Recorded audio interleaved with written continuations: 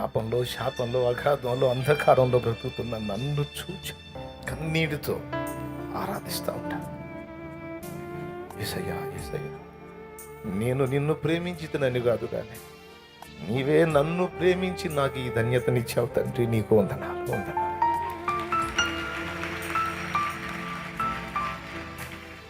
తమ పట్ల ప్రభువు చేసిన కార్యాలను తలపోసుకుంటూ కృతజ్ఞతలతో నిండు హృదయంతో పూర్ణ ఆత్మతో వారు దేవుని వర్షిప్ చేస్తూ ఉంటారు, ఆరాధిస్తూ ఉంటారు.